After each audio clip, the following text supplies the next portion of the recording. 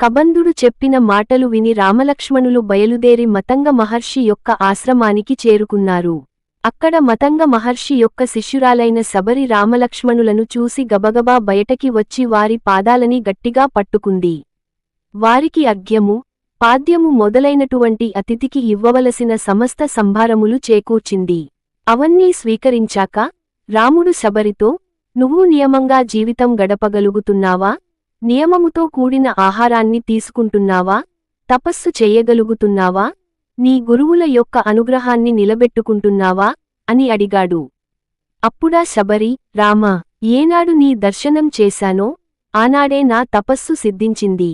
నేను కూడా మా గురువుగారైన మతంగ మహర్షి శిష్యులతో పాటు తపస్సు చేశాను.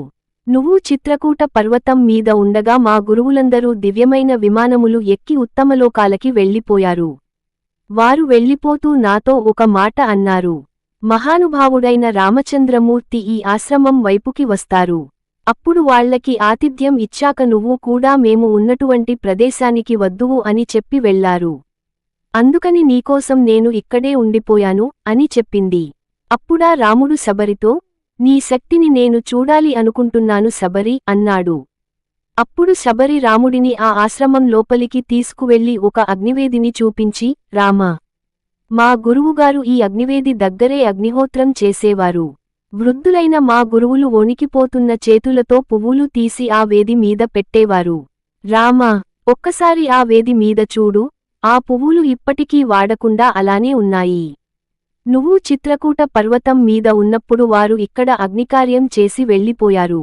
ఇప్పటికీ ఆ అగ్నివేదిలో నుండి వచ్చే కాంతి దశదిశలని ప్రకాశింపచేస్తుంది. మా గురువులు చాలా వృద్ధులు అవ్వడం వలన నదీ తీరానికి వెళ్లి స్నానం చెయ్యలేకపోయేవారు. అందుకని వారు అక్కడే కూర్చొని ఒక్క నమస్కారం చేసేవారు. వారు అలా నమస్కారం చెయ్యగానే 7 సముద్రముల యొక్క పాయలు ఇటుగా ప్రవహించాయి. అప్పుడు మా గురువులు అందులో స్నానం చేశారు. మా గురువులు స్నానం చేసి తమ వస్త్రములను పిండి ఇక్కడే తీగల మీద ఆరేసేవారు. నువ్వు ఆ వస్త్రములను ముట్టుకొని చూడు, అవి ఇప్పటికీ అలానే తడిగా ఉంటాయి. వారు ముట్టుకున్న ప్రతి వస్తువుని వారు ఏ స్థితిలో ముట్టుకున్నారో అవి ఆ స్థితిలోనే ఉండిపోయాయి తప్ప ప్రకృతి యొక్క పరిణామగతంగా ఆ వస్తువులు మారలేదు. వారు అంతగా ఆత్మగతులై ఆత్మస్వరూపంగా ఉండిపోయారు. రామా, నీకోసమని చెప్పి నేను ఈ అరణ్యం నుండి చాలా సంభారాలని సేకరించాను. నువ్వు వాటిని స్వీకరించు అని చెప్పి ఆ సంభారములని రాముడికి ఇచ్చి, మా గురువులు నీకు ఆతిథ్యం ఇవ్వమన్నారు. నేను ఇచ్చేశాను.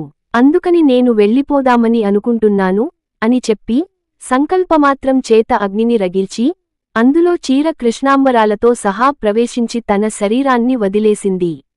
అప్పుడా అగ్నిలో నుండి దివ్యమైన అంబరములతో, దివ్యమైన వస్త్రములతో ఆమె శరీరం బయటకి వచ్చి తన గురువులు ఉన్న లోకాలకి వెళ్ళిపోయింది. అలా రామాయణంలో శబరి పాత్ర చాలా చిన్నదే అయినా ఎంతో భక్తి పారవశ్యతను కలిగిస్తుంది. ఈ వీడియో మీకు నచ్చినట్లయితే లైక్ చేసి షేర్ చేసి కామెంట్ చేయగలరు.